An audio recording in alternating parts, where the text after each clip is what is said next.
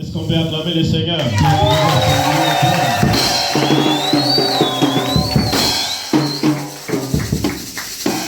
Je suis encore content d'être au milieu de vous ce matin. C'est vraiment une joie quand nous nous ressemblons. C'est la séparation qui nous fait difficile. Amen, amen. Je crois aujourd'hui on va mettre un terme. Cette semaine ou plus tard le dimanche ou lundi. Peut-être je vais quitter ici, mais je serai encore ici cette semaine. Si le programme de vol sera le dimanche, peut-être je vais quitter le dimanche après la prédication.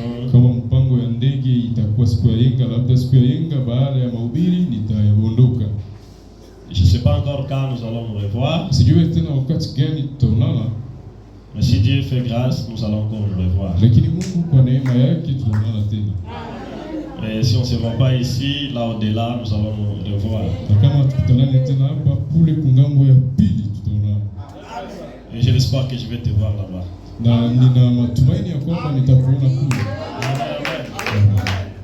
Que Dieu vous bénisse. Durant tous mes séjours ici, s'il m'est arrivé à choper quelqu'un, veuillez me pardonner et prier pour moi. Et que Dieu vous bénisse. Je crois que vous allez continuer à prier pour moi. Après, ici, je vais aller à Kindu. C'est après Kindu que je vais rentrer à Kisangani pour prendre un peu le repos.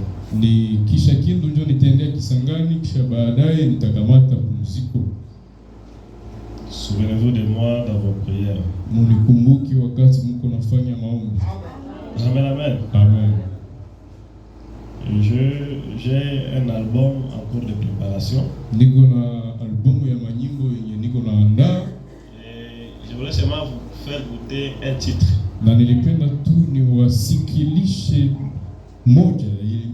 Malgré que je n'ai pas eu le temps de répéter avec les maîtres ici. Mais ce n'est pas quand même difficile. C'est trop facile. Frère Timothée va nous aider.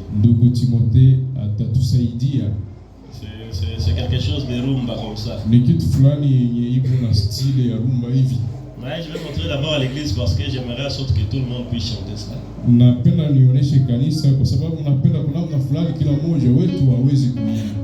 C'est juste les chœurs, je vous montre juste les chœurs. Les paroles seulement des refrains. Seigneur Jésus, je sais que tu reviendras. J'ai la foi de l'enlèvement. Je sais que tu reviendras. Donne-moi la note là. Ré. Seigneur Jésus, je sais que tu reviendras. J'ai la foi de l'enlèvement. Je sais que tu reviendras.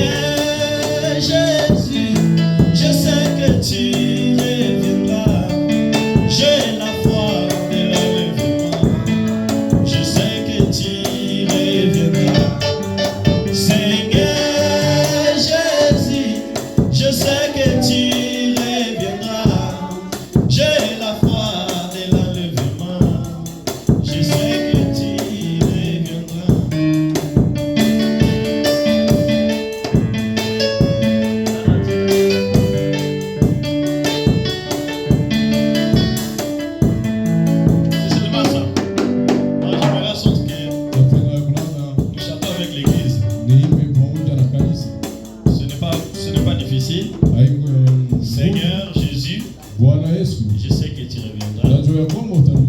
J'ai la foi de l'enlèvement. Et je sais que tu reviendras. Apparemment, les sons ici n'est pas vraiment très bien. Le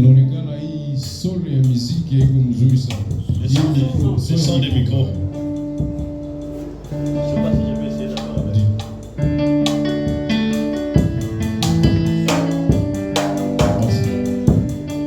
Seigneur Jésus, je sais que tu reviendras. J'ai la foi de l'enlèvement. Je sais que tu reviendras. Bon, il est temps de se faire. Même si ton père est ici, tu peux danser quand même pour le bien du royaume. N'ayez pas honte de quelqu'un. Quand vous étiez dans le monde, dans des boîtes de nuit, vous serrez le bas à l'honneur du diable. Mais ce matin, c'est à l'honneur de Dieu.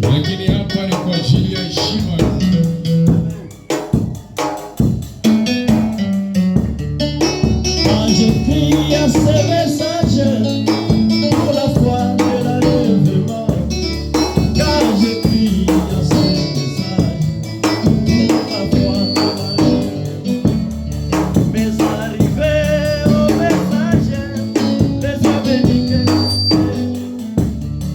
il est déjà venu depuis les années sans se croire. Et t'as choqué, je suis allé auprès de William Mario Branham, lui demanda si c'est Jésus. Il était déjà venu. Branham me dit, mon bien-aimé, je vous ai donné la différence entre l'apparition et son venue. Ce sont des choses différentes.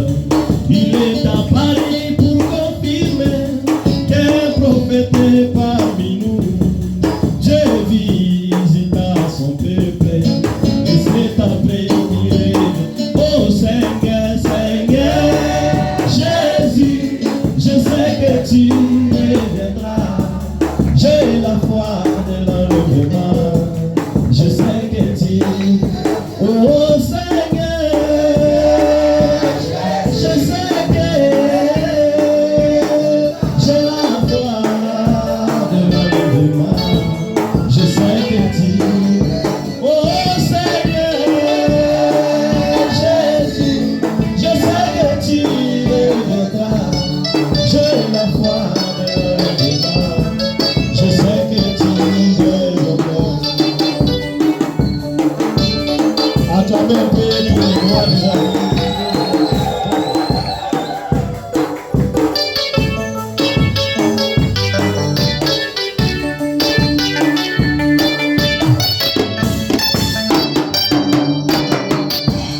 Si c'est Jésus, ne venez pas visiblement pour la deuxième fois. Alors nos morts qui sont dans la tombe, ils sont partis et sans foi. Il reviendra les récits.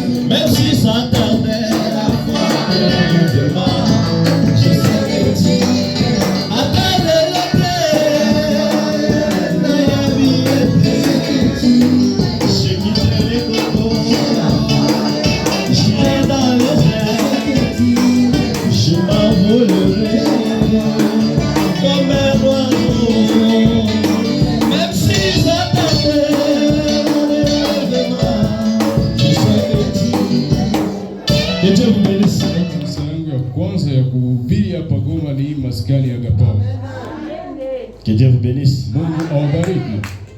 Je me souviendrai toujours de vous. Amen, amen. Il y a même un frère ici qui m'a offert ces chaussures que je porte ici. Les souliers ici. Un frère d'Agapao. À chaque fois que je me vêtis de ça, je passe à lui et je passe aussi à Agapao. Que Dieu vous bénisse. Frère Branham a dit que ce n'est pas à moi que vous aviez acheté, mais c'est à Jésus que vous avez. Lisons la parole de Dieu.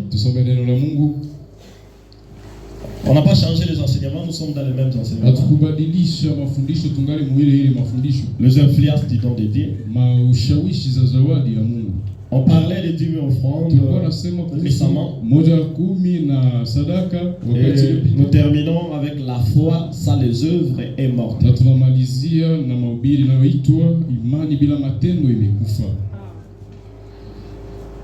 Nous lisons dans Jacques 2, verset 14 jusqu'à 26. Mes frères, que sert-il à quelqu'un de dire qu'il a la foi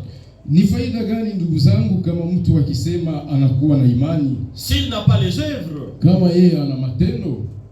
La foi peut-elle les sauver? Si un frère ou une sœur sont nés et manquent de la nourriture de chaque jour, kama ikiwa ndugu mwanaume au ndugu mwanamke ni uchi na wenye kukosa chakula cha kila siku, et que l'un d'entre vous leur dise allez en paix, chauffez-vous et rassasiez-vous, na mtu wa kwenu anawaambia kwendeni zenu kwa salama, muote moto na kushiba, et que vous ne leur donnez pas ce qui est nécessaire au corps, à quoi cela sert-il? Lakini usiwape yale ambayo mwili yao inahitaji, ile kitu inakuwa na faida gani? Il en est ainsi de la foi.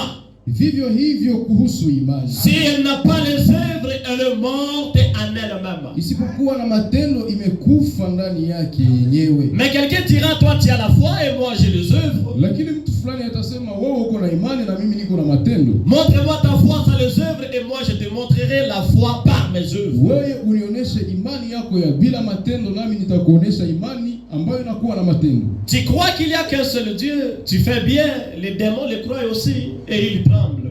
Unaamini kunakuwa Mungu pekee, unafanya vizuri, mapepo zinajua vile vile na zinatetemeka.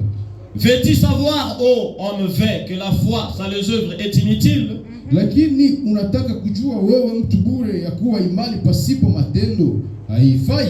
Abraham, notre père, ne fut-il pas justifié par les œuvres lorsqu'il offrit son fils Isaac sur l'autel? Baba yetu Abrahamu hakuhesabiwa haki kwa matendo wakati alipotoa mwana wake Isaka juu ya madhabahu. Tu vois que la foi agissait avec ses œuvres et que par les œuvres la foi fut rendue parfaite. Unaona ya kwamba imani ilitenda kazi pamoja na matendo yake, na ya kuwa imani ile ilikamilishwa kwa njia ya matendo yake. Ainsi s'accomplit ce que Dieu l'Écriture, Abraham a crié à Dieu et cela lui fit imputer à justice et il fut appelé ami de Dieu. Maandiko yale yakatimizwa. Abrahamu aliamini Mungu, ikahesabiwa kwake kuwa ni haki, naye aliitwa rafiki ya Mungu.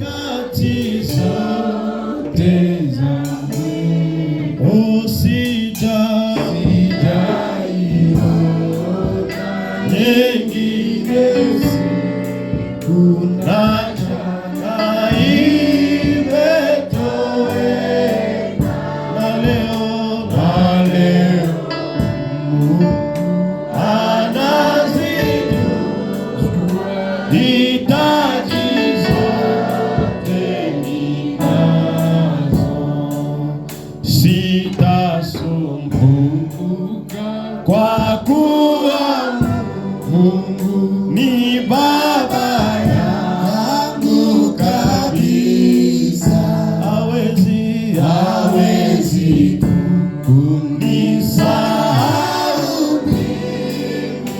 ingawa akijificha. Sijaiona nyingine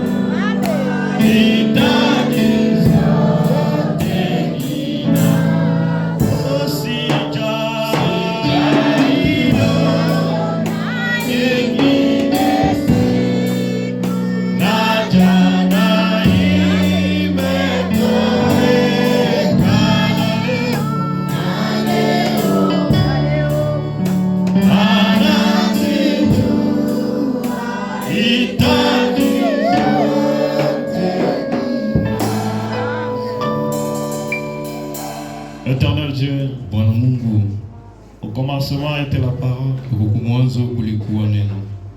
La parole était avec Dieu. Neno lilikuwa na Mungu Et la parole était Dieu. na neno lilikuwa Mungu.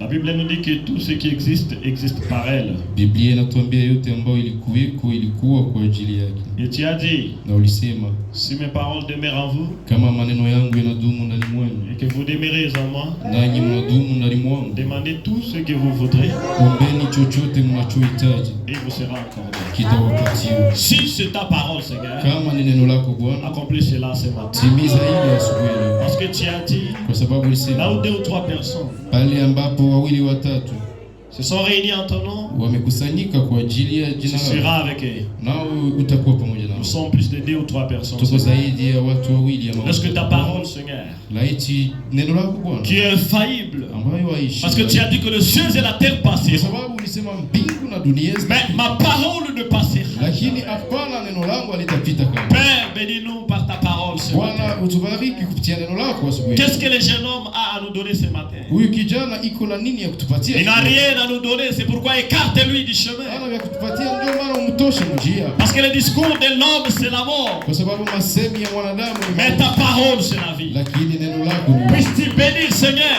laiti uli la parole que nous allons écouter ce neno matin. ambalo tutasikia asubuhi leo. Bénis l'avance que tu utilises. Bariki chombo ambao unatumikisha. Bénis les oreilles qui recevront la parole. Bariki masikio ambayo itapokea neno. Parce que la foi vient de ce qu'on entend. Kwa sababu imani huja kwa yale mtu anasikia. Et si cette foi n'a pas des œuvres, Na kama imani hii haina matendo, elle est morte. imekufa. C'est pourquoi, Seigneur, Ndio maana Bwana, permets-nous de mettre en pratique tutie kwa matendo cette foi que nous attendons au travers de ta parole. imani ambayo tunasikia kupitia neno lako. Bénis les pasteurs de cette église. Umubariki mchungaji wa kanisa. Bénis cet ensemble, Seigneur. Bariki kusanyiko hili. Je crois qu'aujourd'hui, comme nous terminons avec cet enseignement, Naamini leo kisi tunamaliza na mafundisho haya. ta pluie a déjà béni chaque semence qui est ici. Mvula yako uisha bariki kila mbegu ilikuwa. Il reste que nous puissions entendre le témoignage et le Ya témoignage. kuchunga ni ushuhuda tu na Car nous te mashuhuda. prions dans la foi, Seigneur, Kwa sababu tunakuomba katika dans le nom de Jésus-Christ. Kwa jina la Yesu Kristo. Amen. Amen. Que Dieu vous bénisse. Laiti Mungu awabariki. J'ai dit que Dieu vous bénisse. Nasema Mungu awabariki. Vous ne voulez pas recevoir les bénédictions. Hampendi pokea baraka. Malgré c'était si dur pendant la semaine, Hata kama ilikuwa ngumu vigumu katikati ya juma, mais les combattants ont l'idée quand même à envoler cela. lakini wapiganaji walipiganisha wameze hili. Malgré toi, tu ne manges que le dimanche. Haizuru kama wewe unakulaga tu siku ya Mungu. Si on vous pèse là-bas, je ne sais même pas si tu auras 10 kilos. Wakikupima pale hatujua hata kama utaeneza kilo 10. Il y a des gens qui souffrent de la malnutrition dans les églises. Kuna watu ambao wanagonjwa ile kukula vibaya katika kanisa. Parce que regardez même la nourriture du corps. Kwa sababu angalia hata chakula ya mwili. Si tu fais seulement un seul ou 2 jours, tu ne manges pas. Regardez comment tu trembles. Ukifanya siku moja ama mbili na ukule, angalia namna gani mwili yako itatetemeka. Qu'en est-il d'une semaine? Sasa itakuwa mara ngapi juma moja? La foi sans les œuvres. Imani bila matendo imekufa. Il dit, mes frères, Anasema ndugu zangu, que sert-il à quelqu'un de dire qu'il a la foi itamfaidia nini mtu kusema ya kwamba anakuwa na imani si il n'a pas les œuvres? kama ule mtu ana matendo? Oh, je suis croyant du message. Oh, mimi ni muamini Oh, wa. je suis frère du Oh, message. niko ndugu wa ujumbe. Ça sert à quoi Inafaidia s'il n'y a nini pas des œuvres? kama humo ndani hamuna imani? Amen, Hamuna amen. matendo. La foi peut-elle le sauver? Je, imani yope ikeleza mwokoa? Si un frère ou une sœur sont nus Kama ikiwa ndugu mwanamume au ndugu mwanamke ni uchi et manque de nourriture de chaque jour, na wenye kukosa chakula cha kila siku, quelqu'un vient chez toi, mtu fulani anakuja il kwako, n'a pas la nourriture, hauna chakula, et que vous leur dites, hana chakula, na unamwambia allez à paix, uende na amani, chauffez-vous uende upate moto et vous rassasiez. na ushibe. Pendant que tu as la nourriture à la maison, Wakati uko na chakula mnyumba que tu devrais donner à cette personne-là, yenye ungeweza kupatia ule mtu, mais tu lui dis allez en paix. lakini unamwambia uende na Tu amani. dis à ton bien-aimé shalom, shalom. Unamwambia mpendo wako, Moi je vais aller en paix comment? namna gani mimi nitaenda na Toi amani? tu as la nourriture. Wewe uko na chakula. Il en est ainsi de la foi. Ni vile vile kuhusu imani. Si elle n'a pas les œuvres, elle est morte. Kama imani ile haina matendo imekufa. Est-ce que c'est amen? Je ni amina. Un chrétien, Mkristo c'est quelqu'un qui a l'hospitalité. ni ni mtu mwenye anakuwa na ukarimu ama namna ya kukaribisha. Si vous êtes encore égoïste jusqu'au niveau de la nourriture, kama ungali mchoyo mpaka kwa kiwango ya chakula, c'est-à-dire que tu es loin de cet enseignement. Ni kusema wewe uko mbali sana na mafundisho haya. Mais quelqu'un dira, toi tu as la foi et moi je le sais. Lakini mtu fulani atasema mimi niko na imani na mimi nasema niko na matendo. Montre-moi ta foi sans les œuvres et je te montrerai la foi par mes œuvres. Unionyeshe imani yako ya bila matendo nami vile vile nitakuonyesha imani yangu. Tu crois qu'il y a qu'un seul Dieu? Unaamini ya kwamba kuna kuwa Mungu mpekee? Tu fais bien. Ndio, ni mzuri. Les démons le croient aussi. Na mapepo nazo zinaamini ya kwamba Mungu anakuwa mmoja. Même les dénominationnels savent que ce message c'est le véritable message. Watu wa Kiislamu wanajua ya kwamba ujumbe ndio ya kweli. Même les païens savent que Branham c'est un prophète de Dieu. Hata wapagani wanajua ya kwamba Branham ni nabii wa Mungu. Ça ne sert pas parce que tu as des citations. Ile haifaidie lolote tukukua tuna mitaji. Ça ne sert pas parce que tu parles de ta bouche. Ile haifaidie kusemaka tu katika kinywa. Mais tu dois manifester par les œuvres. Lakini unapaswa zidisha kupitia matendo. Quelles sont les œuvres qui identifient que tu crois réellement le message? Matendo gani ambayo inatambulisha ya kweli ya kwamba wewe unaamini ujumbe? Frère Branham dit que c'est de la façon dont vous vous donnez pour le message. Ndugu Branham anasema ni kuile namna ambayo unajitoleaka kujua. C'est la façon dont vous vous investissez dans le message. Namna ambayo unatia nguvu ama unaweka nguvu yako katika ujumbe. Il dit investis tout ce que tu as dans la parole. Anasema yote yenye uko nayo uitie muneno. Placez cela pour le bien de l'évangile. Ile yote uitie kwa ajili ya wema wa injili. Amen, amen. Amen. Il a dit votre temps, anasema wakati wako, votre talent, anasema kipaji yako, votre force, anasema nguvu zako, tout ce que tu as. anasema yote yenye uko nayo pour le Seigneur. Kwa ajili ya Bwana. Veux-tu savoir, ô homme vain, que la foi sans les œuvres est inutile? Je, unapenda ujue ya kwamba ndugu dada ya kwamba imani bila matendo ni bure, haifai?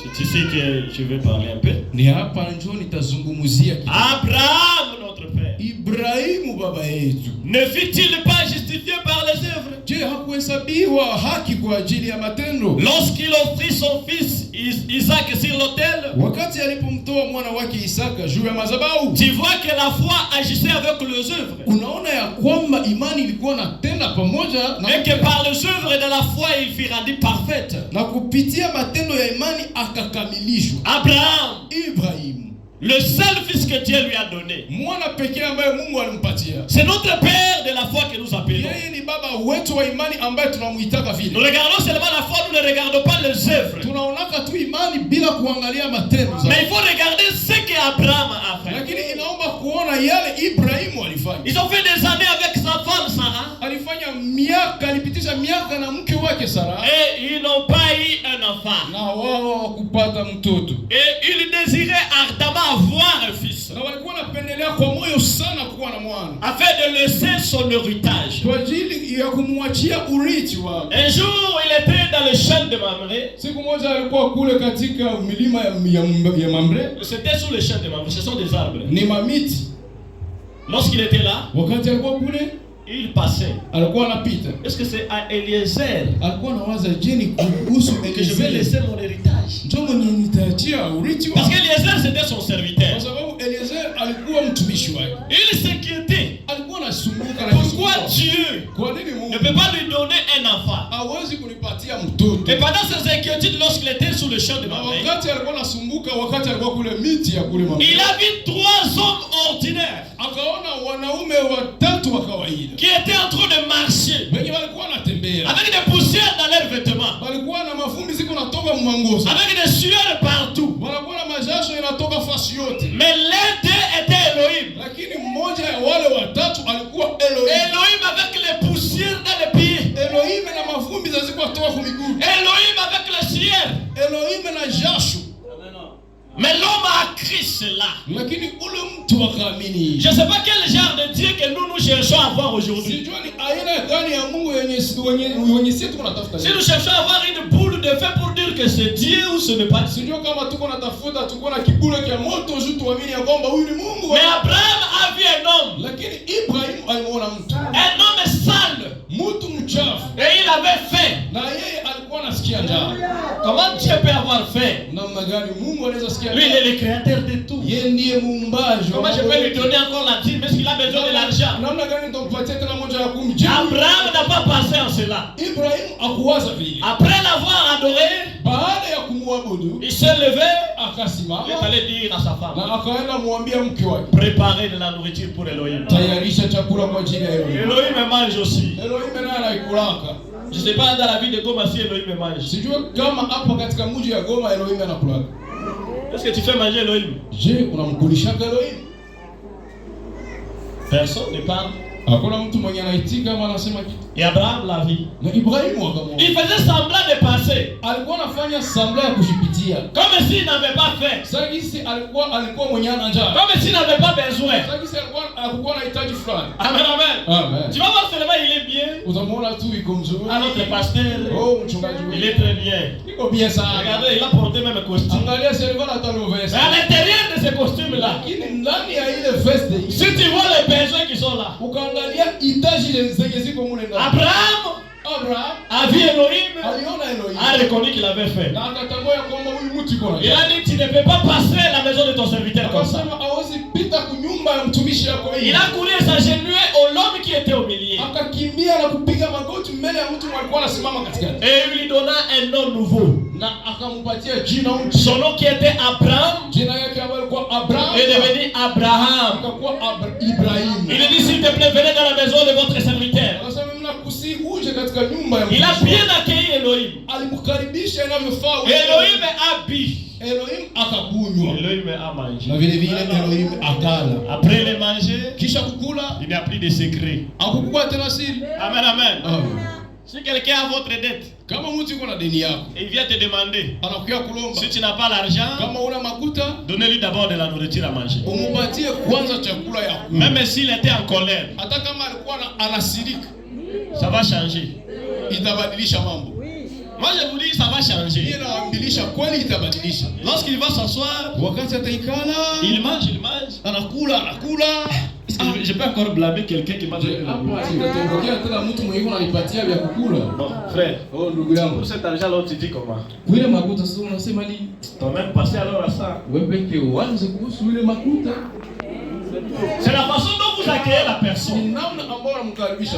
Il a sa famille, il est d'abord dérangé à cause de sa dette, il vient et puis tu commences à lui Iko na donner des njaa, paroles. anasumbuka na deni yako kisha unaanza kumletea maneno. Appelez-lui, donnez-lui la nourriture. Muite kwanza kisha umpatie vyakula. Elohim aussi, Elohim vile c'était sa faiblesse. ilikuwa ndio udhaifu wake. À chaque fois qu'il révèle le corps humain, Kila mara wakati alikuwa anavaa mwili, Elohim ne supporte pas la famille. Elohim alikuwa vumili yake njaa.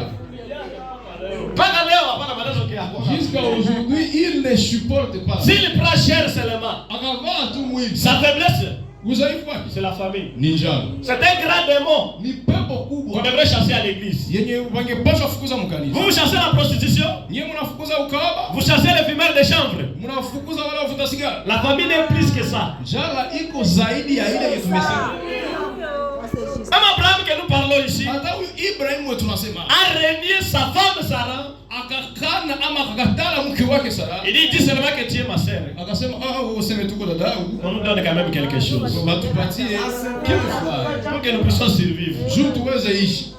Israël s'est retrouvé en Égypte Israeli ikajikuta Misri. à cause de la sécheresse, la famine. Juu ya ukiwa, juu ya njala. Naomi a quitté la petite Bethléem Naomi alitoka kule Bethlehem kidogo à cause de la famine. kwa sababu ya njala. Jésus, Yesu il a maudit le figuier alilaani mti qui n'était même pas dans sa saison. yenye haikuwa hata majira yake ya kutoa. C'est lui-même qui a créé les saisons. Ni yeye pekee nyuma aliumbaka majira. Il a dit que chaque arbre produira des fruits Akasema kila mti utatoa matunda dans sa saison. kulingana na majira yake.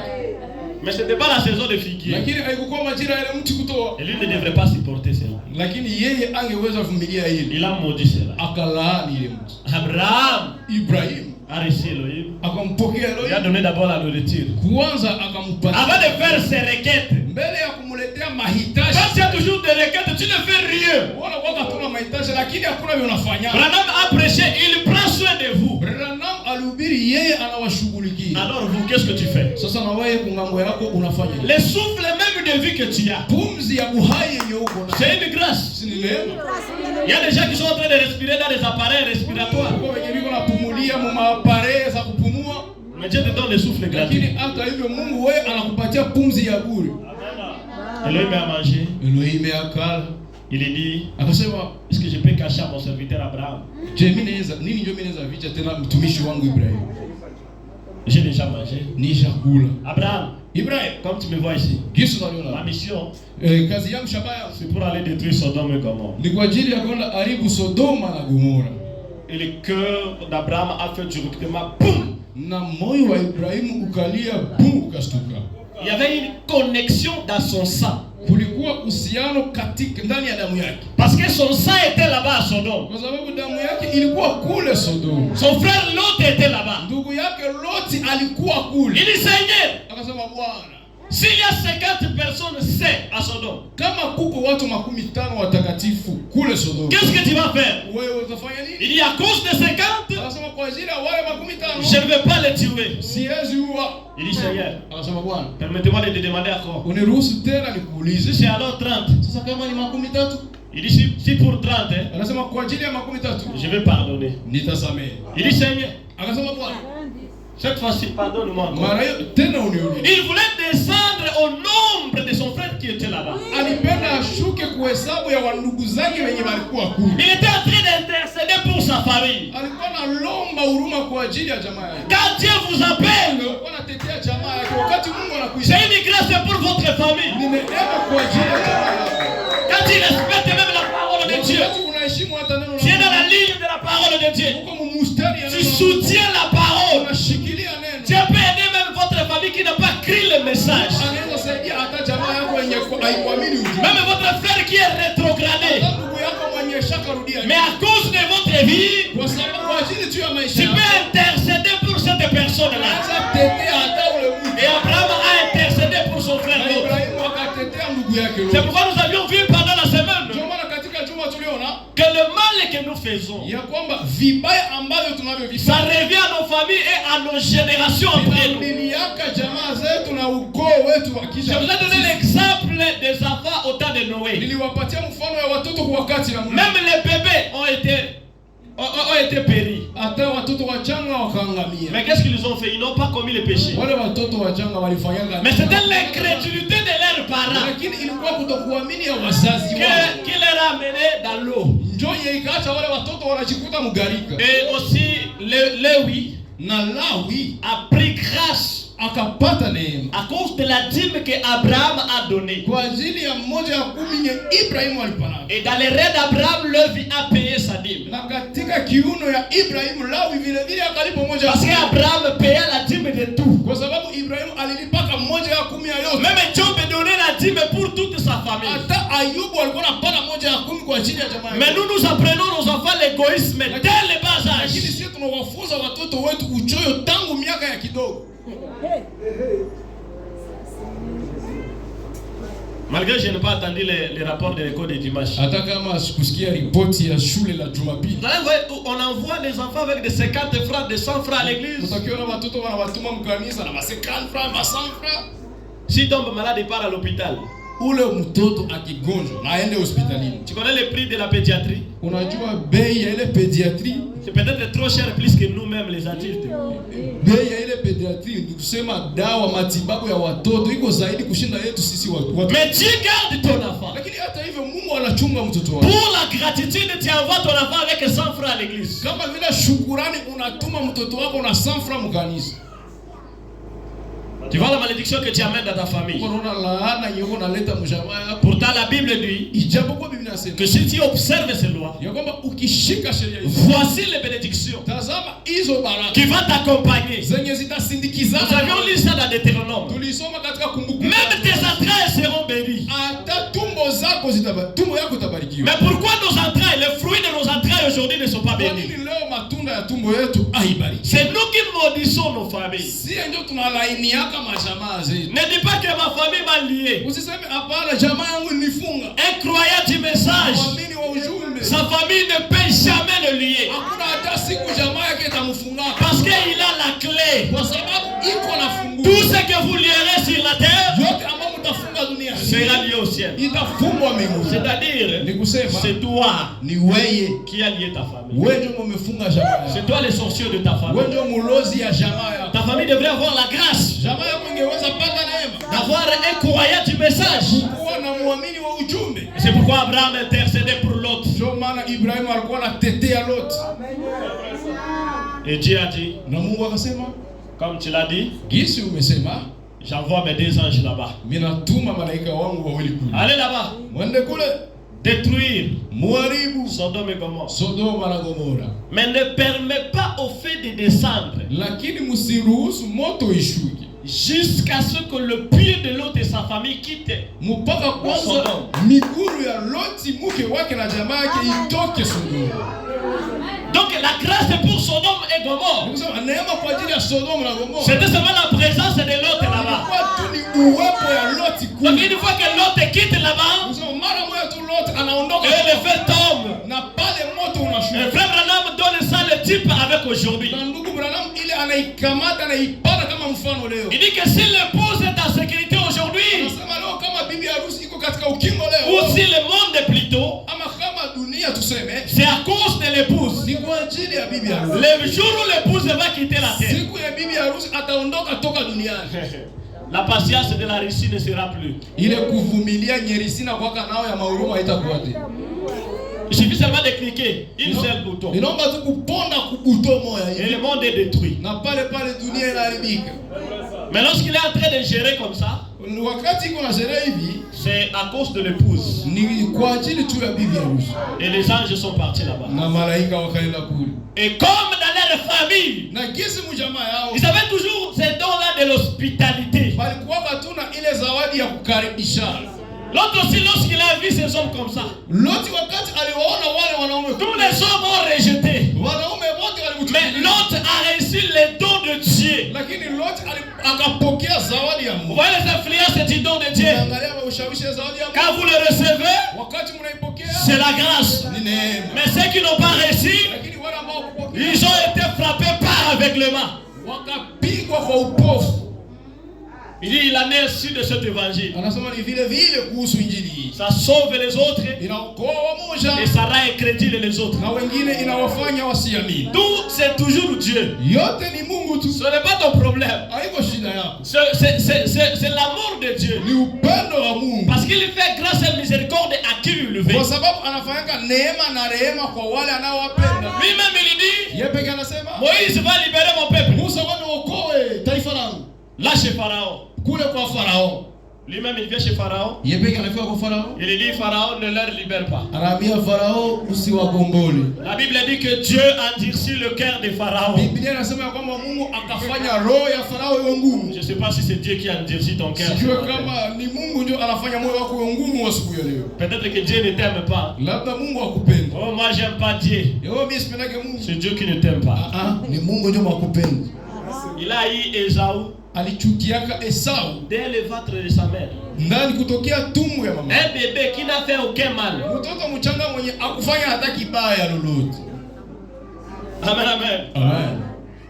Et l'autre a reçu ces 2 hommes de Dieu. Na Loti akawapokea wale watu wa Leur a donné de la nourriture. na akawapatia. Il est passé même la nuit ici. Na mpite mulale hata Vous allez continuer votre voyage. mtaendelesha safari yenu. Et les hommes de Sodome, Watu wa Sodom ils ont aperçu les 2 hommes lorsqu'ils entraient chez l'autre. wakati wale watu wawili walikuwa wanaingia katika nyumba ya Lot walikuwa na waona.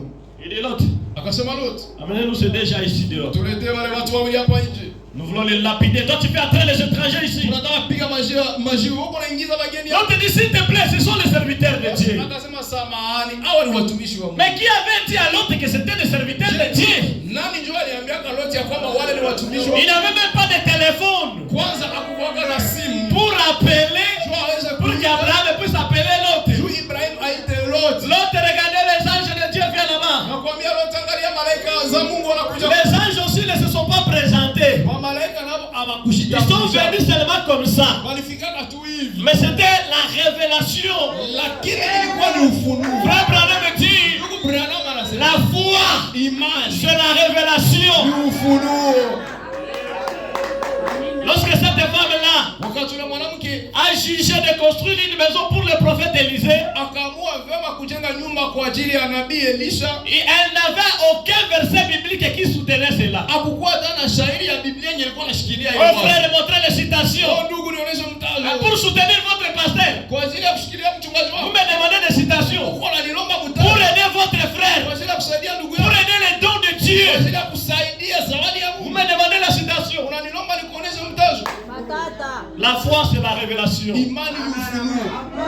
Amen, amen. Amen. Il a réussi. Akawapokea.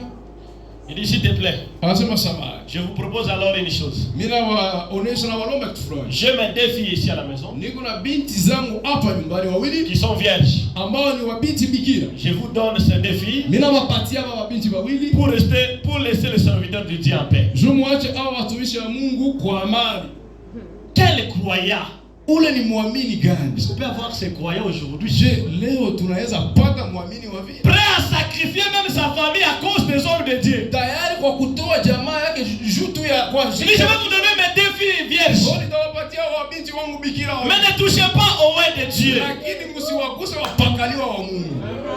Les anges sont venus dire à l'autre, Wa malaika wakafika wakamwambia Loti, petit kijana, tu te tracasses de quoi d'abord? kwanza uko unajisumbulia, Tu as de l'air donné pour rien. uko unabembelezea bure. Embarquez tout ce que tu as, nous partons. Funga vyote vile uko navyo sisi. Vous blaguez avec les anges. Nyinyi mnachezaga na Un malaika. seul ange Malaika tu mmoja peut détruire ce monde. anaweza haribu dunia hii yote.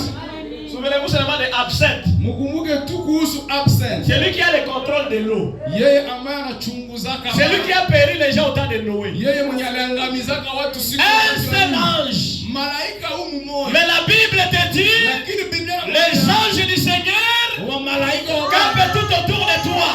wakazunguka kando yako. Oh, tu es une personne merveilleuse ce matin. Uko mtu mtukufu Ce asubuhi. n'est pas seulement un seul ange, Hapana tu malaika mais le mmoja. cortège des anges. Lakini cortege ya Ils sont autour de toi. Niko na kuzunguka.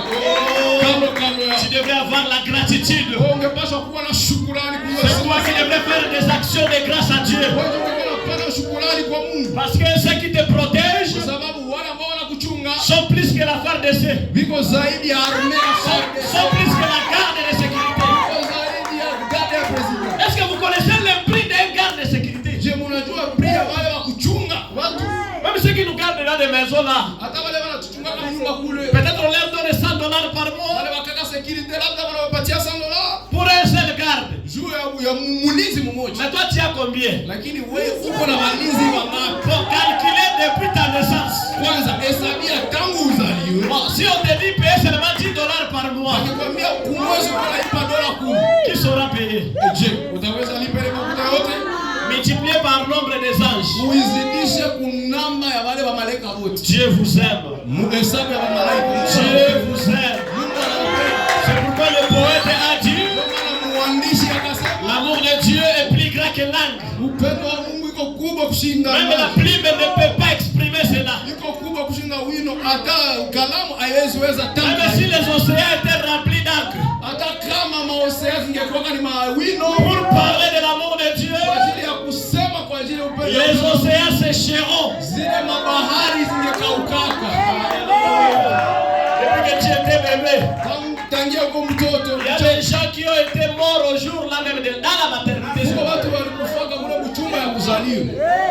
Dans l'école primaire, tu as enterré combien de gens? Shule ya msingi uliisha zika watu ngapi? Jusqu'aujourd'hui que tu as des dizaines, de vingtaines, de trentaines, de cinquantaines d'années. Mpaka leo kuna madizaine, ma 20, ma 30, ma 50. Combien sont enterrés? Bangapi wenye unajua wamesha kufa? Et surtout dans cette contrée de l'Est ici, Kwanza huku mwingambo ya mashariki. on a coupé la tête de combien de gens? Waisha chinja watu On ngapi? a massacré combien de gens? Waisha haribu watu ngapi? Si Dieu vous garde, Kama Mungu anakuchunga, c'est la grâce. yule ndiye. Et l'autre, Na loti. de l'aide de l'autre. Usiwa pembelezi. Comme ils n'ont pas reçu les dons de Dieu, Kisha wakupokea zawadi ya Mungu, on va les frapper par l'aveuglement. tutawapiga kwa upofu. Nous allons sortir devant eux seulement comme ça. Tutatoka mbele yao hivi tunajua. Ils vont même pas voir. Na hawataona. Ils ont des yeux mais ils ne voient pas. Biko na macho lakini hawaonaki. C'est la Odyssée. Njoo Un âge d'aveugle. Ils vont voir les dons de Dieu en train d'œuvrer comme ça. Ils ont des yeux, mais ils ne voient pas.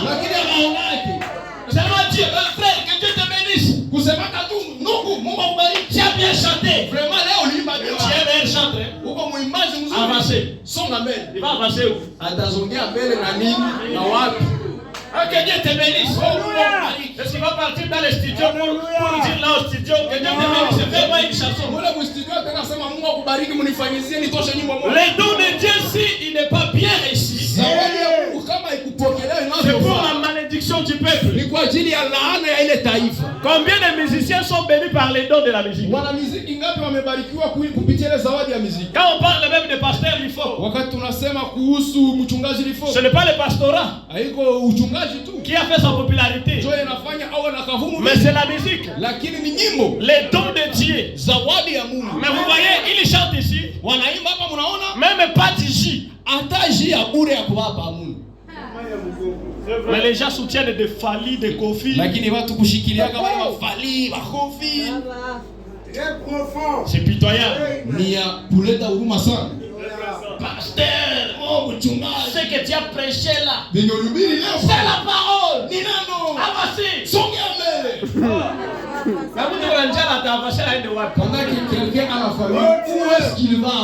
L'évangile avance avec l'argent. Tu vas coincer quelqu'un dans les villes. Nous t'as chacun qui va avancer. Avancer. Allez de l'avant. Où est-ce que finalement je veux aller? À quoi la phrase?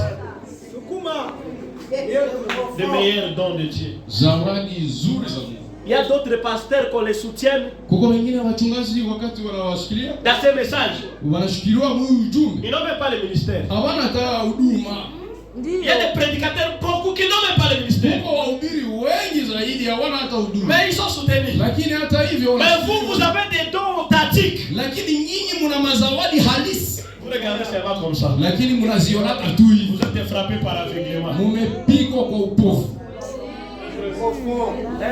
Ils sont sortis. L'autre leur disait au revoir. Il regardait comme s'il ne voyait, il voyait pas. C'est comme un poisson salé. Peut-être on l'a mis dans les ponts. Vous voyez les yeux ouverts. Et le pasteur s'il me regarde. Même pas peur de le manger. Il ne te voit pas. Là, il est déjà macho. Vous voyez, vous pensez que c'est ça les yeux? Si vous aviez des yeux, vous devrez voir ce qui se tient devant vous. C'est vrai ça. C'est profond. Ils ont des yeux comme des yeux du poisson. Et ils sont passés comme ça. Les dons de Dieu, au lieu de se repentir, s'ils savaient que les faits arrivent, ils n'ont même pas prêché pour leur dire que non, voilà les faits arrivent. Mais nous aujourd'hui, nous prévenons le monde. Nous leur disons que le feu va consumer ce monde. Mais les gens continuent dans leur distraction. Les dons de Dieu. Ils sont sortis. Lorsque le dernier pas seulement a quitté Sodome, les anges ont dit à Lot et sa famille, comme nous partons ici, ne regardez pas derrière. Mais la femme de Lot, c'était un fanatique du monde. Il aimait ces choses plus que Dieu. Il aimait sa commerce plus que Dieu. Il aimait ses entreprises plus que Dieu. Il dit, oh, je quitte vraiment Sodome.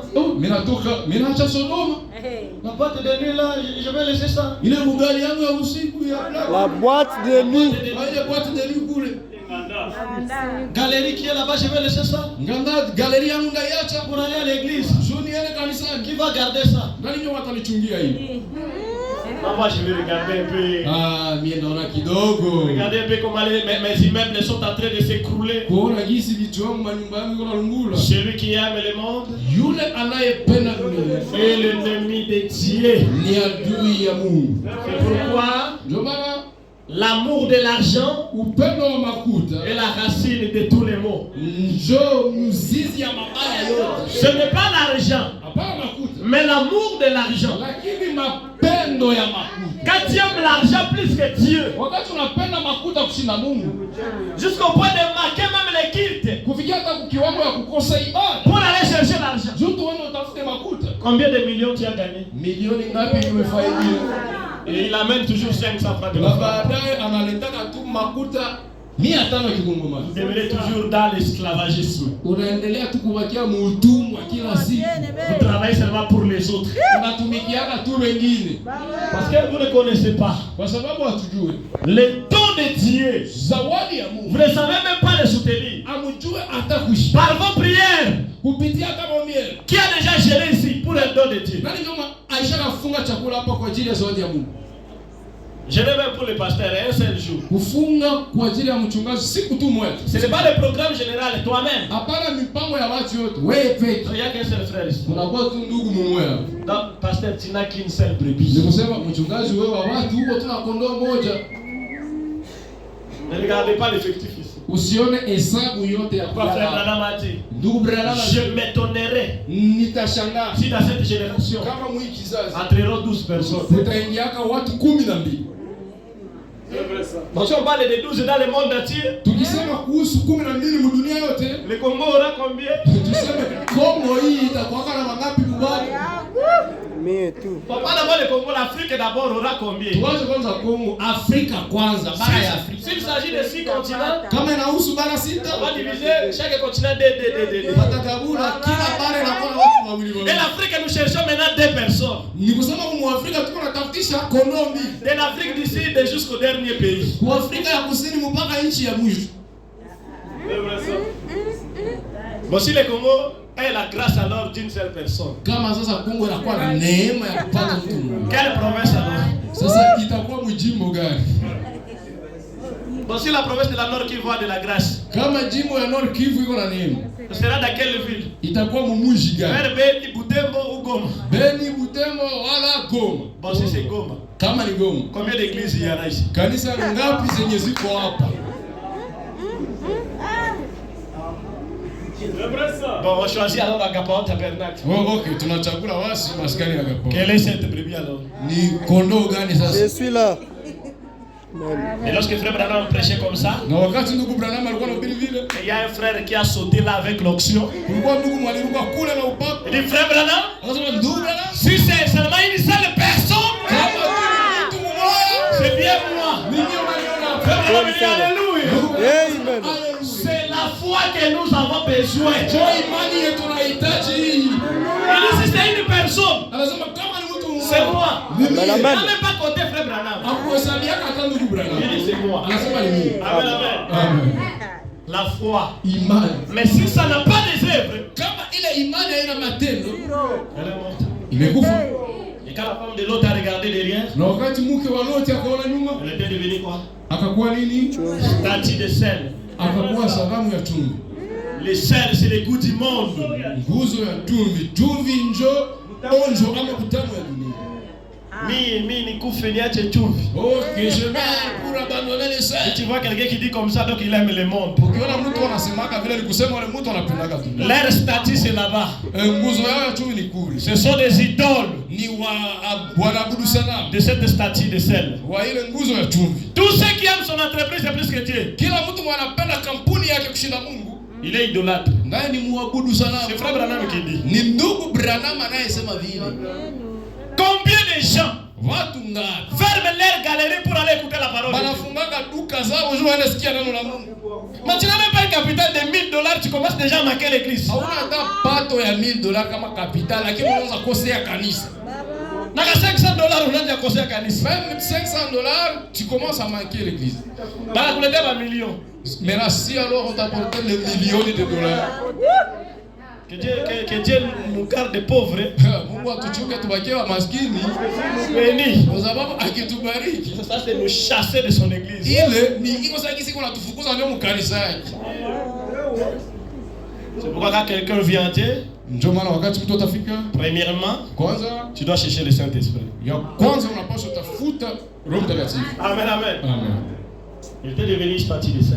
Akakuwa nguzo ya chumvi Et l'autre était sauvé. na Loti akaokolewa. Là, Dieu était resté avec Abraham. Pale Mungu alibakia na Et Ibrahim. il lui donne la promesse. Na akampatia ahadi. Je vais vous visiter. Nitawatembelea. Au temps convenable. Usiku inayofaa. Ta femme Sarah. Mke wako Sara Deviendra enceinte. atabeba mimba. Sarah dit. Sara akasema, Ces prédicateurs d'aujourd'hui. wahubiri wa leo Chakula cha shiba ndio ananiambia. une fois Ma promesse ni ya bongo bongo. commence à me citer de fausses promesses. Angiliwa hata miaka ndio niko nao hapa. S'il devait connaître l'âge que j'ai aujourd'hui. Abraham. Pourquoi ta femme Sarah se moque de moi? Unajua nini mke wako iko anajikelea? Branham dit, Branham anasema Dieu devrait la tuer sur place. Mungu angepaswa muua pale kwenye hii. Mais grâce à Abraham, Juu ya Ibrahim, que Sarah a survécu. ndio maana Sara akaishi tena. Et Abraham a demeuré dans la foi. Ibrahim akadumu katika Les années passées, miaka il zikapita. partait au marché. Alikuwa anaenda msoko. Il achetait les histoires des épingles. Alikuwa anauza mavitu maepenge. Il achetait des couches. Alikuwa anauza makushe C'est mamoja. vrai Branham qui dit.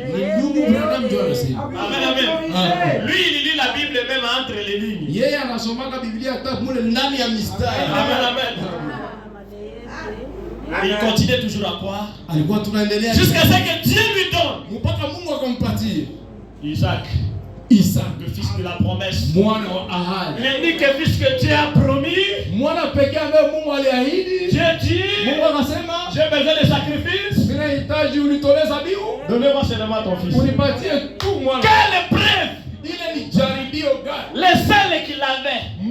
Mtu pekee wa mwana pekee mwana. Oh frère, la Bible dit, Oh ndugu, Biblia c'est inasema quand tu as des choses que tu vas offrir à quelqu'un. ni wakati kuna vitu viwili ndio utapatia mtu Moi, je mmoja. n'ai qu'une seule chose, qu'est-ce que je vais Mimi faire? niko na kitu kimoja tu nitafanya nini? Abraham n'a pas regardé cela. Abrahamu yeye wa watu wa kuna. Il n'avait même pas une Bible, Hakuwa na Biblia. seulement la révélation. Alikuwa tu na ufunuo.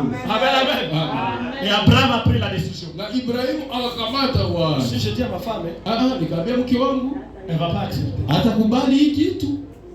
Donner 10 sacs de ciment à l'église. Kupana mfuko 10 za simamu kanisa.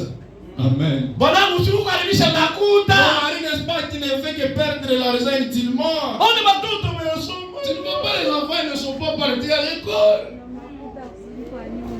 Je ne veux pas dire à ma femme. Sitaambia mke wangu. Ce sont des éléments compliqués. Ni mambo fulani yenye haeleweki. Que ce que la main droite te donne, Yale ambayo mkono ya kuume inapana, que les gauches ne puissent pas ya savoir. kushoto isijue. Si seulement Sarah savait qu'on amène son fils là-bas Kama tu Sara angepata habari ya kwamba mwana wake wanambeba pour le sacrifier, kwa ajili ya kumtoa ça kafara, devait être les bagarres ce jour-là. ile siku ingekuwa vita. C'est Branham qui parle comme ça. Ni Branham ndio anasema vile. Parce que les femmes sont compliquées. Kwa sababu mwanamke Mais anaelewa. la femme de celui que je vais vous parler ce matin ici, Lakini mwanamke wa ule ambaye nitawazungumzia siku ya c'était leo une femme différente. ni mwanamke tofauti. La femme de John Charit. Mwanamke wa John Charit. C'est avec lui que je vais terminer ici. Ni pamoja naye ndio nitamalizia. Avec John Charit. Pamoja na John Et Charit. Sarah, Abraham est parti. Ibrahimu akaenda. Il n'a même pas dit à ses serviteurs. Akwambia hata watumishi yake. Il dit seulement, Akasema, achetez-moi ici. Munichunge hapa. Nous partons avec Isaac. Mimi na Isaka tunapanda. Et il n'a pas dit que je vais revenir. Na akusema ya kwamba atarudia. Il dit, nous allons revenir. Anasema tutarudia. Quelle foi! Ni imani gani? Il ne faisait pas de blagues. Hakuwa anafanya mzaha. Il savait que je pars sacrifier vraiment Isaac. Anajua ya kwamba mimi na Même Isaac lui-même se demande, mais papa, Isaka yeye pekee wajiuliza papa. le poids est ici. Kuni siko hapa. Nous voulons mettre le feu, mais où est maintenant le sacrifice? Tunataka toa moto sasa. Nyama ya kafara. Mon fils, ne t'inquiète pas. Mwana wangu usiogope. Usisumbuke na lolote. Dieu pourvoira. Mungu ataandaa mwenyewe. Là, il est en train de ligoter son fils. Pale iko nafunga mwana wake. Dieu pourvoira. Mungu atajiandalia. Dieu pourvoira. Mungu atajiandalia. Atajipatia. Isaac aussi ne faisait pas de bruit. Isaka watu wako wanafanya fujo. Une brebis vraiment. Kondoo kabisa. Elle s'est laissée là. Akabakia pale. Abraham a levé son épée. Ibrahimu akanyanyua. Il dit, Seigneur, ce que tu m'as demandé. Akasema Bwana amenipatia. Parce que c'est toi qui as donné. Kwa sababu ndio umeniomba Bwana, kwa sababu wewe ndio ulipana. Je te le donne aussi. Mimi nikupatia vile. Comme Job a dit. Jinsi Ayubu alivyosema. C'est toi qui as donné. Ni wewe ndio ulipana. C'est toi qui as pris. Ni wewe ndio ulikamata. Je te le donne mon fils Isaac aujourd'hui. Mimi nakupatia mwana wangu Isaka. Lorsqu'il voulait seulement couper comme ça. Sasa alitafuta kaanza kama. J'ai dit stop. Mungu akasema achia pale. Je vois maintenant que tu m'aimes. Mimi naona kama unanipenda. Jusqu'à ce niveau. Kufikia mpaka wiki wangu. L'unique chose que tu as. Kitu pekee kimoja. Que tu m'as donné ça à Dieu. Unataka kipatia Mungu. Non, s'il te plaît. Oh, sama. Et Dieu a pourvu. Na Mungu akatafuta. Est-ce que nous avons compte des Abraham aujourd'hui? La Bible dit, tu vois que la foi agissait avec ses œuvres. Ibrahim anasema unaona Biblia inasema kwamba unaona imani ilikuwa inatenda na matendo. Par les œuvres. Na kupitia matendo. La foi fut rendue manifeste. Imani ikaonekana. Amen.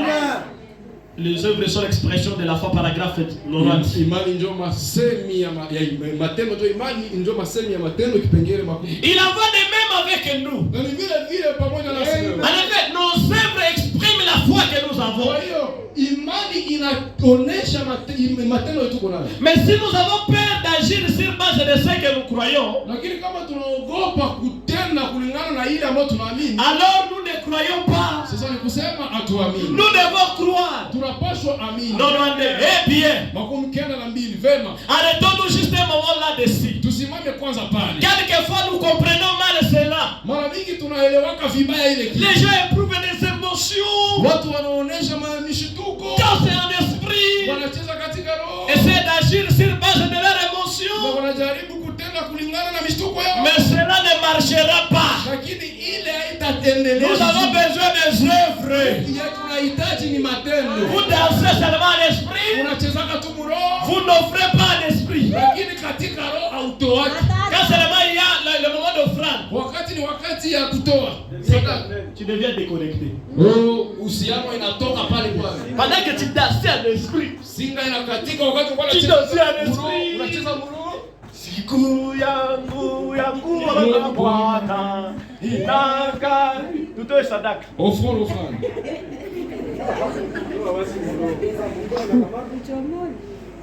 500. 500 francs. 5,000 hapa. 5,000. Hakuna desa hapa. Il y a pas de ça ici. Ile cha desa hii wapi? Il est desa là, je l'ai laissé où? Acha mtafutia Mungu desa. Il commence à chercher pour Dieu desa. Uko na laana kabisa wewe. Vraiment il y a une malédiction. Parce que les 5,000 ndio unaachia nani? Les 5,000 là tu réserves à qui? Oh. Les gens éprouvent des émotions, mais cela ne marchera pas. Ça est sec. Or, la foi est une révélation venant de Dieu. C'est là que j'aimerais m'attarder un moment. C'est une révélation. Il vous a révélé par sa grâce. Ce n'est pas quelque chose que vous avez fait vous-même. Amen, amen. Mais c'est Dieu qui vous révèle. Il démontre vraiment le besoin afin que tu puisses accomplir cela. Ce n'est pas qu'on avait expliqué à l'autre. Non. C'est seulement la révélation. Il dit ce sont des hommes de Dieu. Ils n'ont même pas prêché un sermon. Mais nous, il faut prêcher pour être les serviteurs. Et nous prêchons. Et nous sillons.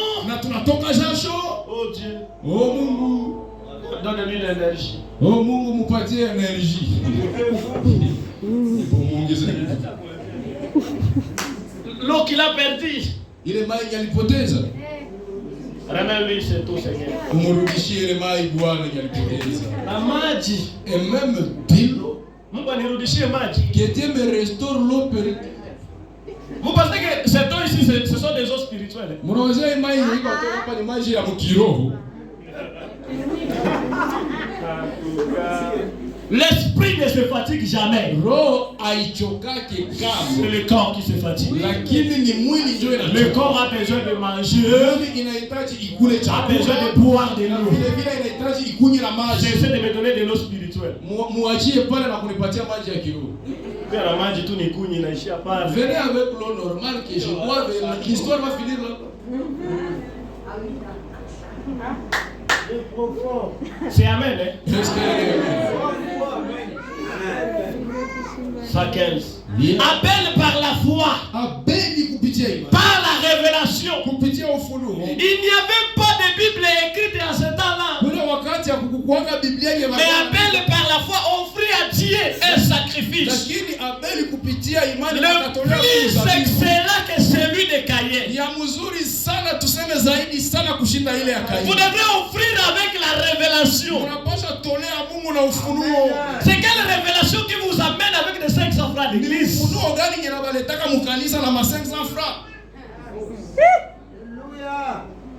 Il a été révélé. Caïn aussi a fait son mien. Mais il n'était pas révélé. C'est pourquoi nos travaux ne sont pas bénis. Nous n'évoluons nulle part. Parce que nous n'avons pas la révélation. Oh, que Dieu nous donne la révélation ce matin. Par la révélation, Abel offrit à Dieu un sacrifice plus excellent.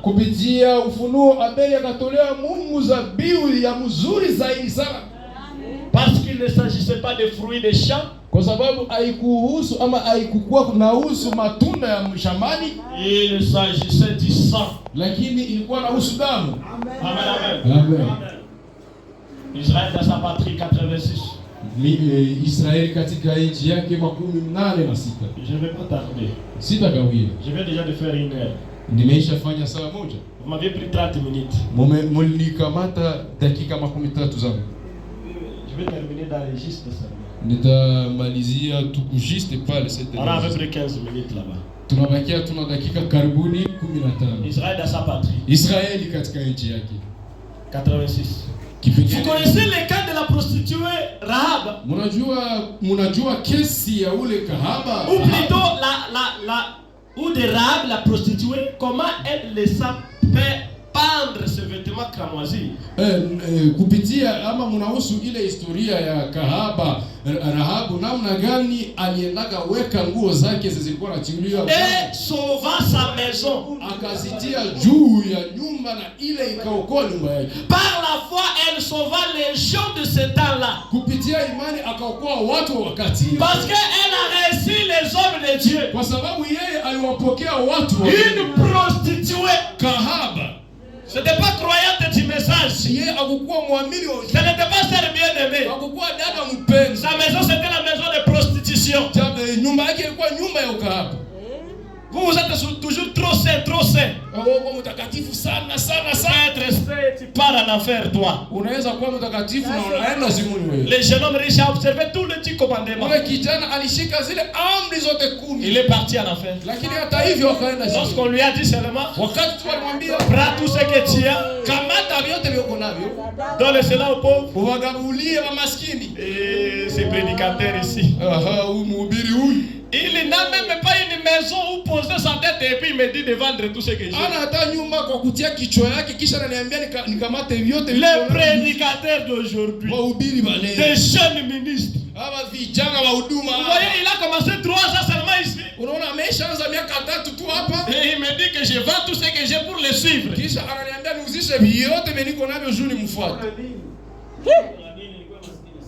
J'observe les 10 commandements de Moïse. Mais une prostituée a reconnu les dons.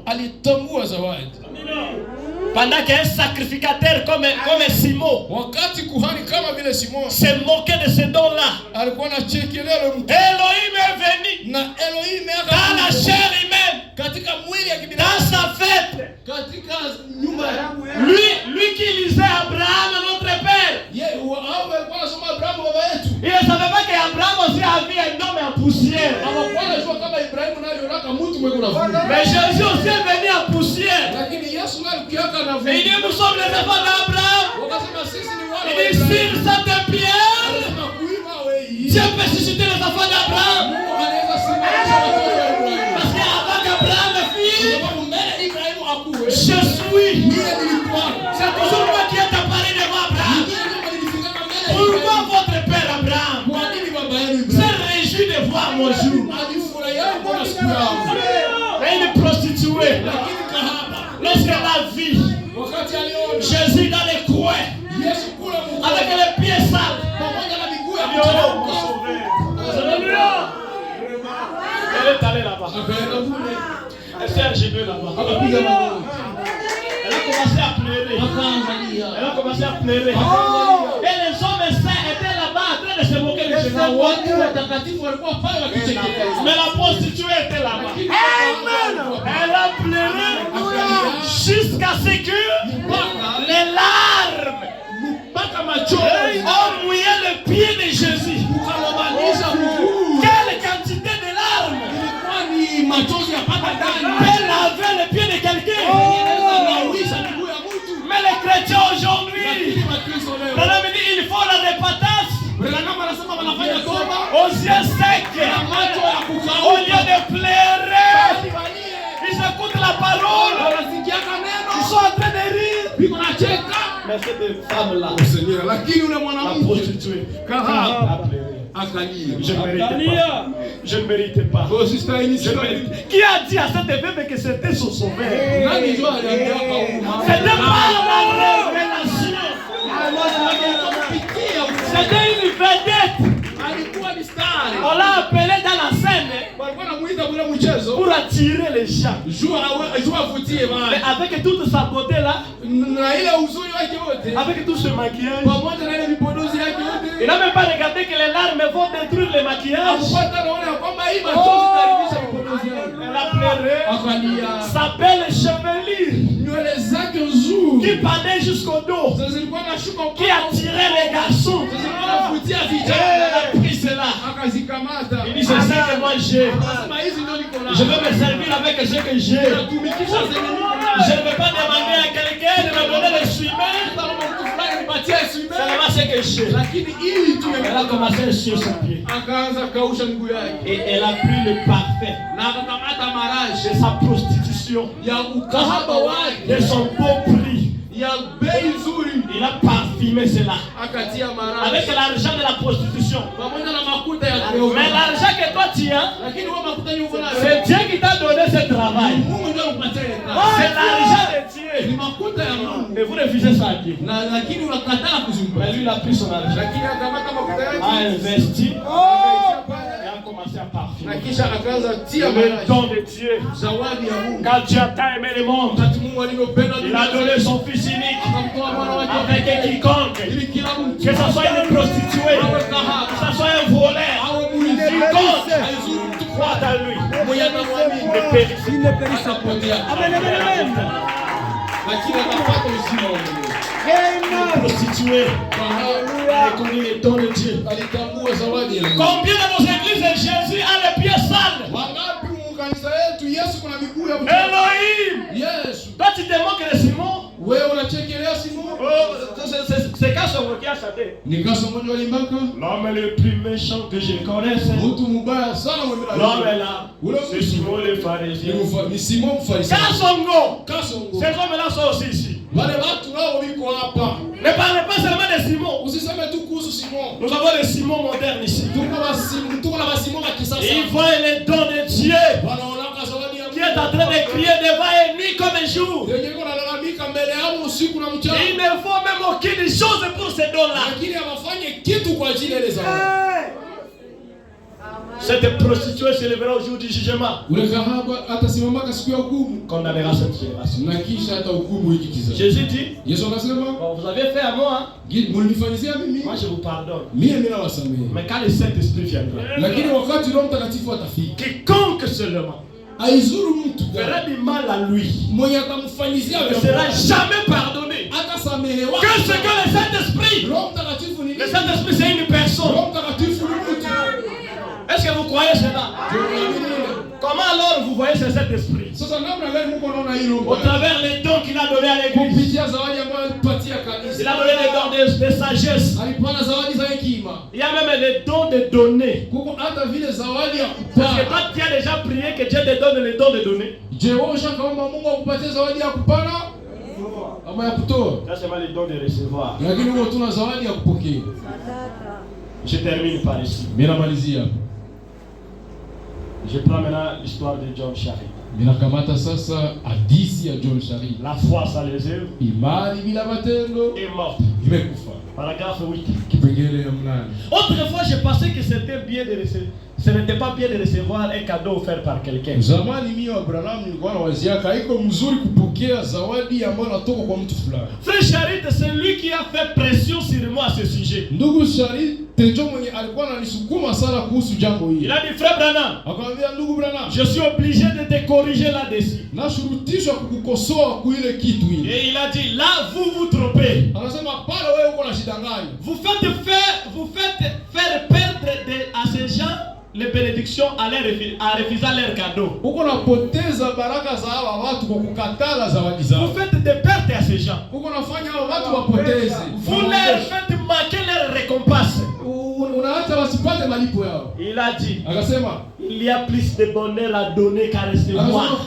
Kuna uweri zaidi kupana kuliko kupokea. Ensuite, il m'a raconté son histoire. Kisha akanielezea historia yake. 10. 10. Bien. Vema. Il s'est mis à chercher le Seigneur lorsqu'il était encore jeune garçon. Wakati alikuwa kijana alikuwa anatafuta Bwana.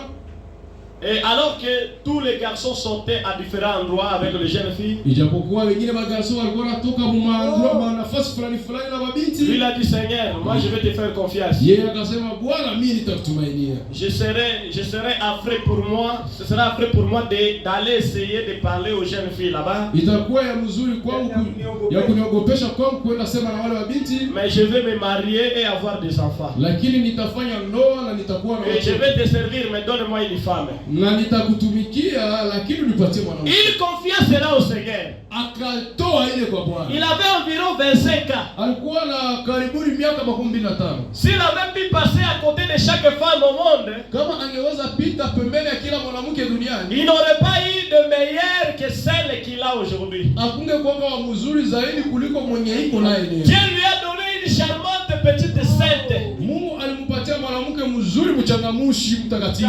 Mais une chose importante est qu'il aimait tellement les enfants. Lakini kitu cha muhimu zaidi ni kwamba alikuwa anapenda sana watoto. Et cette femme était stérile. Na ule mwanamke alikuwa tasa. Quelle preuve? Ile ni jaribu Et gani? juste au moment où, Mpaka écoutez, tusikie. je vais terminer d'abord avec les 10 là. Nataka maliza kwanza na ile 10. Elle était stérile. Alikuwa tasa. Elle s'était mariée, ça faisait beaucoup d'années. Na alifanyaka ndoa ama aliolewa. Ça faisait 17 ans sans enfant. Ilipita miaka 17 bila kuwa na mtoto. Il cassait du béton dans la rue. Alikuwa anakata mawe mbarabarani. Pour avoir 2500 par heure. Juu apate 2500 msara moja. Ils avaient épargné leur argent. Balikuwa naweka akiba mafuta yao. Ils ont acheté une petite maison en 3 pièces. Wakauza nyumba ya chumba 3. C'est après 10 ans Ni kisha kupita miaka 10 qu'il a acheté ça. Juu akauza ile nyumba. 10 ans de travail. De dur labeur. Kazi ya nguvu sana.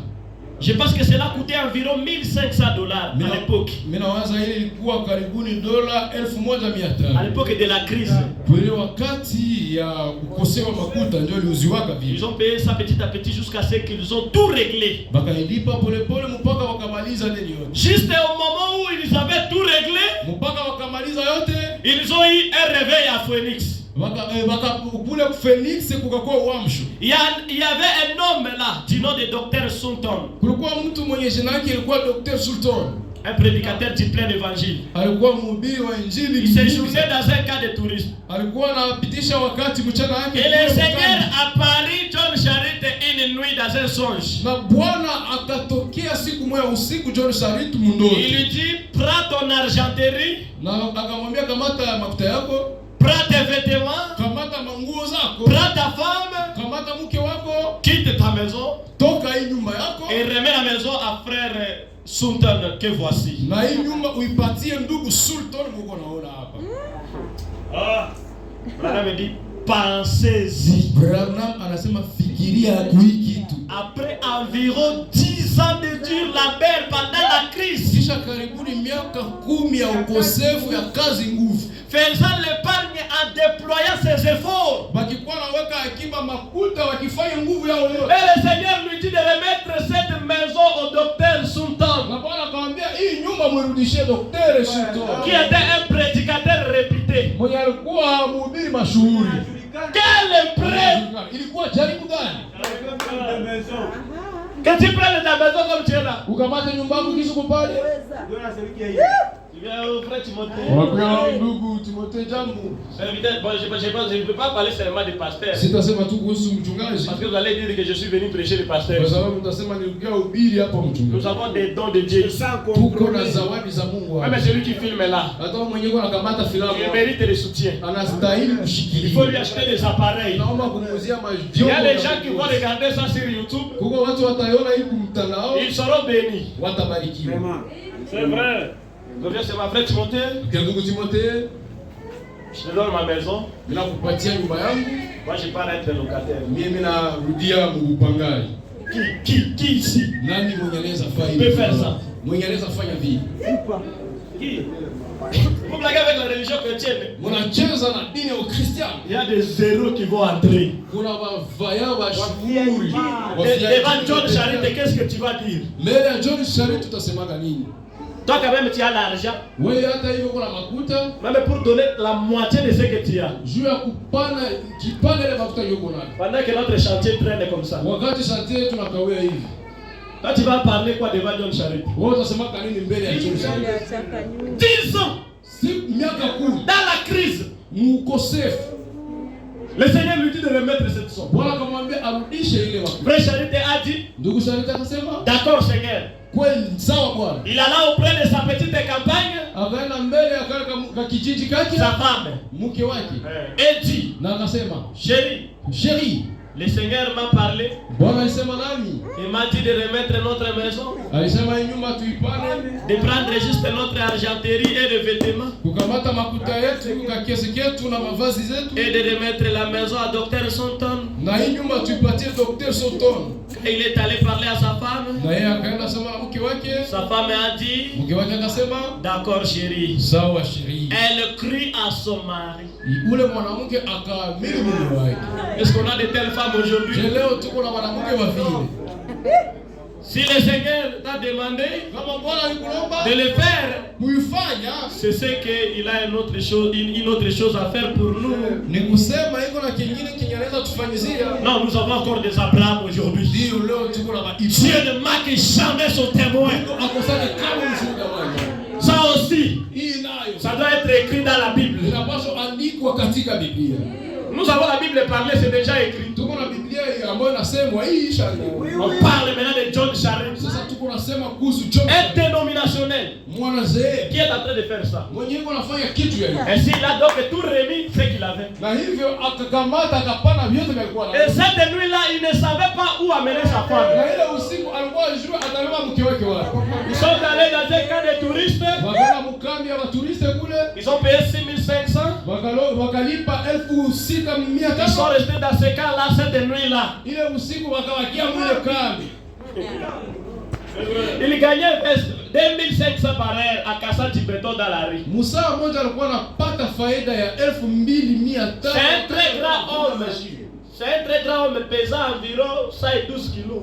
Ni mwanaume mkubwa alikuwa anapima kikaribuni kilo 112. Un costaud comme ça. Environ une semaine plus tard, une dame riche lui a dit, karibuni juma moja baadaye mwanamke tajiri akamwambia, oh, je requille quelques meubles dans mon garage. oh, niko na tosha vitu fulani mu garage yangu. Elle lui demanda Akamwambia d'habiter dans son garage. akamwambia aende ishi mule garage yake. C'est une sorte d'endroit très aristocratique. Ni fasi moja kabisa yenyewe haiko ya mzuri sana. Arroser les gazons ainsi de suite. Kuna yalala magazo na vingine. Elle a dit, vous pouvez habiter dans mon garage Ule gratuitement. mwanamke akamwambia unaweza ishi mwa kile kigarage kubure hautalipa. Il a emménagé là pour environ 1 an. akahamia mule kwa karibuni akose senti moja. Il avait quelques malles et il s'est procuré un. Alikuwa na kasakoshi kenye alikuwa shauza. Il a mis ça par terre, il s'est procuré un petit matelas. Ile sakoshi yake alikuwa anatia tu kubulongo, akauza kama matela. Et sa femme dormait là. Na yeye alikuwa analala kama matela. Il a dit, c'est le Seigneur qui m'a dit de le faire, c'est à l'homme. Hivi Mungu ndio aliniambia nifanye, basi tuwakie hivi. Il accepte de dormir dans les garages. Anaitika lale mu garage, anatoka mu nyumba.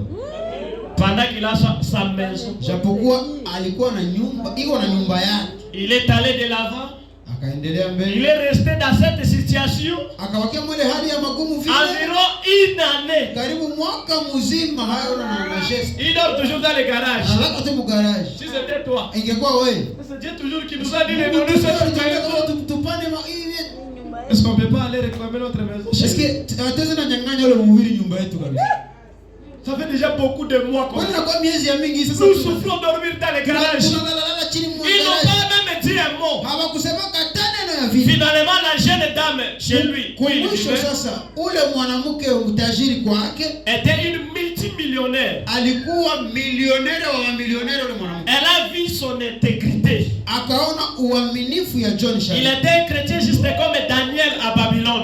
John Sharita alikuwa mkristo sawa vile Danieli kule Babylone. Un jour elle alla le voir. Siku moja huyu mwanamke akaona John Sharita. Elle dit John Sharita. Akamwambia papa John Sharita. Tu sais quoi? Unajua nini? Hier soir le Seigneur m'a parlé dans un songe. Jana usiku mundoto Mungu alinisemesha. Il a dit que je dois te prêter $10,000 pour une affaire. Akaniambia nikukopeshe $10,000 uanze biashara.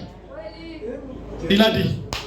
Akasema, je ne serai jamais un homme d'affaires. Mimi kwanza sitakuwaka hata mfanya biashara. Elle a dit mais le Seigneur m'a demandé de le faire.